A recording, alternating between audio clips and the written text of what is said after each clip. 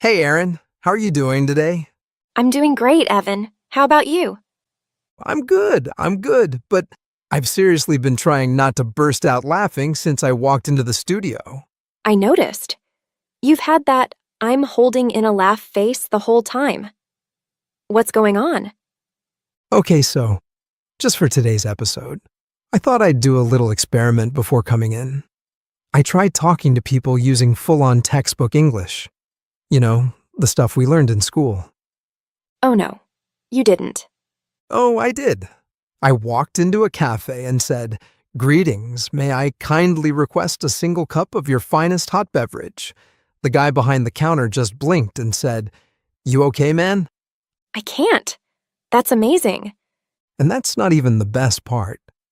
I did it 3 more times, at a grocery store, a parking booth, and even to a kid on a scooter. The reactions? Priceless. Confused, polite smiles, and slightly scared looks. Textbook English in the wild felt like a live comedy show. Okay. I totally get why you're barely holding it together. Right? I was dying inside. It felt like I was doing a social experiment in a parallel universe. Haha. Anyway, hey everyone. Welcome back to another episode of the English Leap podcast, your go-to podcast for learning English beyond the textbooks and through real-life conversations. I'm Erin. And I'm Evan. And today's episode? Honestly, this one might be a real eye-opener, especially if you've spent years learning English the traditional way. Because let's be real, we were taught a lot of English in school, but the actual English people speak? The stuff you hear in cafes, on YouTube, and movies at work. Totally different story. It's like school gave us the rules, but real life gave us the rhythm, the tone, the vibe, the things that actually make you sound fluent and human. So in this episode, we're talking about all the things school forgot to teach us. Natural phrases, emotional tone, reactions, conversation flow, even how native speakers mess up and still sound fluent. And if you've ever thought, why do I still struggle even after years of learning English? This episode is for you. And to make this chat even more helpful, we've put together a free PDF that you can download. It's packed with comprehension questions, grammar practice, and all the key points from today's talk so you can follow along and improve your English as you listen. You'll find the link in the description. Oh, and definitely don't miss the end. Charlotte's dropping in for her vocabulary breakdown, where she's going to explain some of the words from today's talk in a clear, simple way. All right, let's dive in. This is the English they never taught us in school. All right, let's start with the most obvious one, textbook sentences. And I say this with love, but they sound so robotic in the real world. Yeah, like I get it. Schools were trying to make us speak correctly.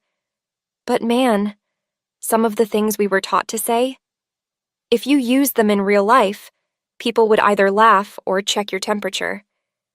Totally.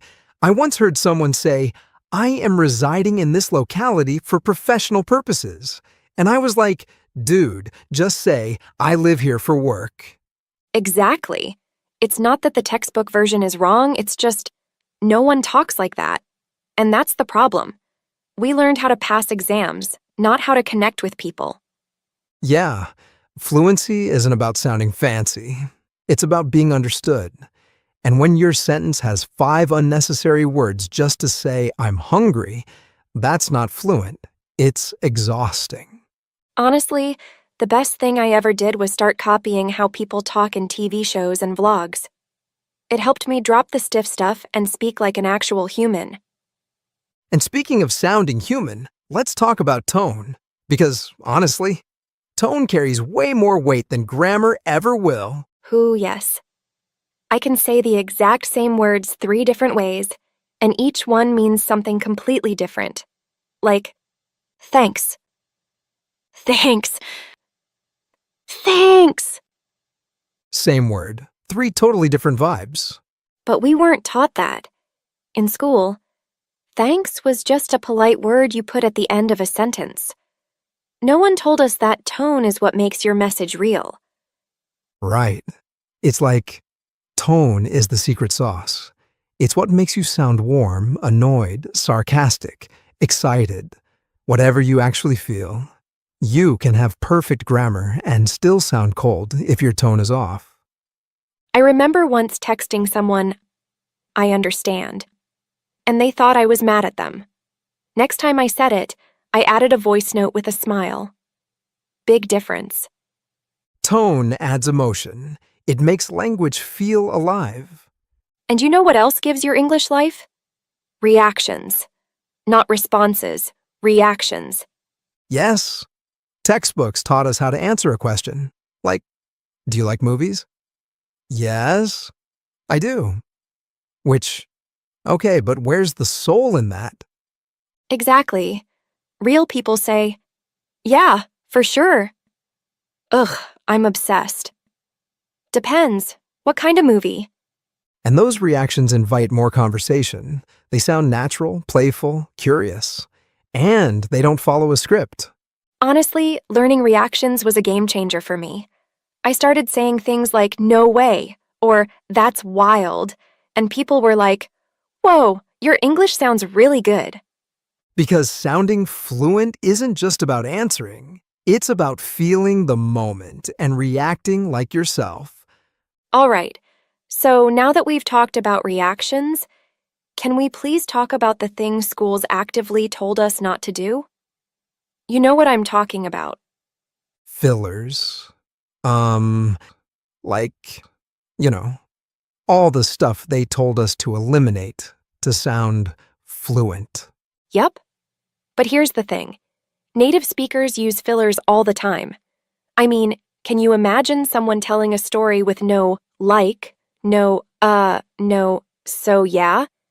It would sound like a GPS voice. Right? Fillers aren't mistakes. They're just part of being human. We pause, we hesitate, we think while we talk. And honestly, that's what fluency sounds like. Exactly. I used to avoid saying like it was a crime. Now I realize it's just part of my voice. The key is to not overdo it, but you don't have to erase it to sound natural. So if you're listening and thinking, ugh, I pause too much, trust me, you're fine. You don't need to sound perfect. You just need to sound real. And speaking of sounding real, can we talk about context? Because school might have taught us what to say, but it rarely taught us when to say it. Yes. How do you do? Might technically be correct. But if you say that at a party, people will look at you like you're from the 1800s. Exactly. Or like when someone taught me, "It's a pleasure to meet you," which is great in a job interview, but way too stiff when meeting a friend of a friend. Real English is all about the setting, your tone, the person you're talking to, the vibe. You wouldn't talk to your best friend the same way you talk to your boss. At least, I hope not. Haha, seriously. I once said, "It's been a while since we last interacted," to a classmate. She literally said, "Did you just say interacted?" Context is everything. And if you're only taught the correct phrase, but not where or how to use it, it just falls flat. Okay, and this one really bugs me. Because textbooks mention idioms and expressions, but either skip them or explain them in the driest way possible. Facts. I remember reading, break a leg, an expression which paradoxically means good luck. And I was like, why are we explaining it like a riddle? Exactly. And then no one tells you how to actually use it, so you just avoid it altogether. Meanwhile, native speakers are saying things like, "I'm beat," or "That's a red flag," and "You're left behind." Mm-hmm.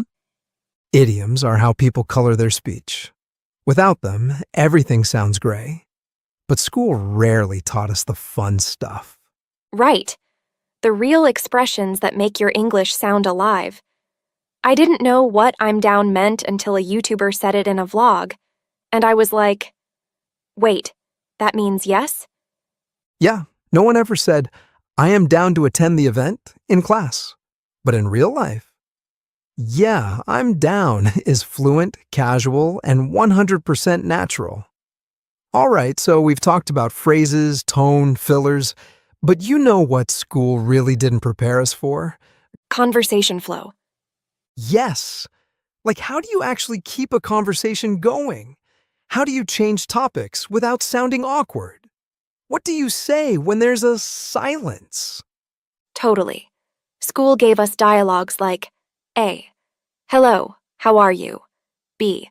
I am fine, thank you. And you? But no one taught us what to say when someone just says, Yo, what's up? Or how to respond when a conversation takes a weird turn. Right. Real conversations are messy. People interrupt, change subjects mid-sentence, forget what they were saying. No one ever says, now let us discuss the weather. Haha, seriously. And it took me forever to figure out how to naturally jump in. Phrases like, oh, by the way, or speaking of that, those are the real gems. Yes. Once you know those little transitions, it's like unlocking a secret level of fluency. You stop feeling like you're performing and start actually talking. And let's be honest, real conversation also includes real mistakes. Oh, yeah? This one hit me hard. I used to panic every time I messed up a sentence. Like, oh no, I used past tense wrong. They're gonna think I'm stupid? Same. But then I realized native speakers mess up all the time.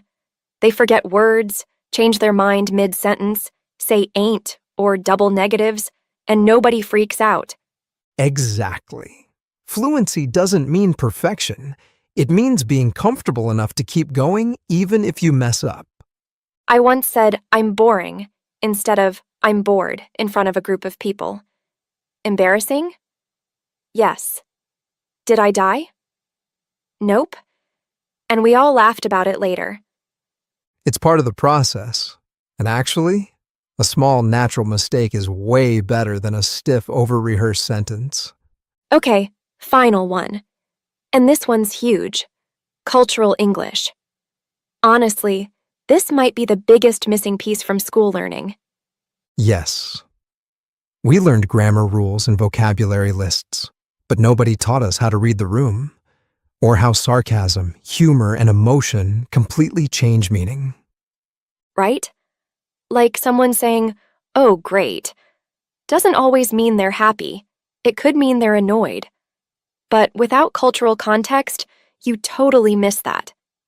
Exactly.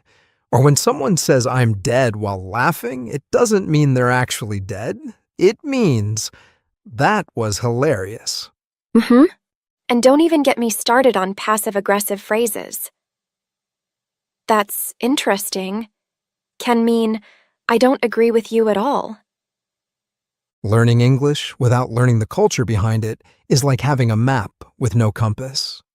You've got directions, but no idea where you're really going. Which is exactly why we're doing this episode, to help you connect the dots between grammar, real-life English, and everything in between. And to help make all this even clearer, Charlotte's here. She's going to break down some of the key words and expressions we use today, so you can really make them your own. Yep. Take it away, Charlotte. Thanks, Aaron. Hey, English leapers. It's time for your vocabulary breakdown. These are some of the real-world words and expressions we used in today's episode, words that make your English sound natural, confident, and alive. Let's break them down. Tone. Meaning, the way your voice sounds when you speak, happy, serious, annoyed, etc. Example. He said, sure, in a flat tone, and I knew he wasn't excited. Vibe. Meaning, the mood or feeling of a place, person, or conversation. Example. That cafe has such a chill vibe, I love working there. Obsessed. Meaning, extremely interested or in love with something. Example. She's obsessed with true crime documentaries, she watches one every night. Invite. Meaning, to ask someone to join something or to make them feel included. Example: his friendly smile invited me to sit at their table. Eliminate, meaning to remove or get rid of something. Example: we're trying to eliminate distractions while studying. Hesitate, meaning to pause or be unsure before doing or saying something. Example: he hesitated before knocking on the door, not sure if it was the right place. Paradoxically, meaning in a way that seems strange because it's the opposite of what you'd expect. Example: paradoxically, staying calm helped her win the argument. Red flag, meaning a warning sign that something might be wrong. Example: he canceled our plans last minute 5 times, that's a red flag. Awkward, meaning uncomfortable or embarrassing. Example: it was awkward when we both tried to open the door at the same time. Transition, meaning a change from one state or idea to another. Example: moving from college to work life is a big transition for many people. Panic, meaning a sudden feeling of fear that makes it hard to think. Example: I panicked when I realized I left my passport at home. Stiff, meaning not natural or relaxed. Example: his speech was so stiff, it felt like he was reading from a script. Sarcasm, meaning saying the opposite of what you mean to be funny or critical. Example: when she said, "Oh great, another meeting," it was clear she was using sarcasm. Passive-aggressive, meaning indirectly showing anger or dislike instead of being direct. Example: he was being passive-aggressive when he said, "Sure, I guess I'll do everything myself." And that's it for today's breakdown. Pick 1 or 2 of these words and try using them this week, in your journaling, in a message, or even out loud. The more naturally they come out, the more confident you'll sound. Keep practicing, keep speaking, and I'll see you in the next episode. Thanks, Charlotte. That was super helpful. And to all our English leapers, thanks for tuning in. We hope this episode helped you feel more confident and more real when you speak. Don't forget to grab your free PDF in the description. It's packed with all the key takeaways. We'll see you next time, right here on the English Leap podcast. Your progress doesn't end here. To continue advancing your English skills, click on the next video or explore the additional videos we've thoughtfully selected for you.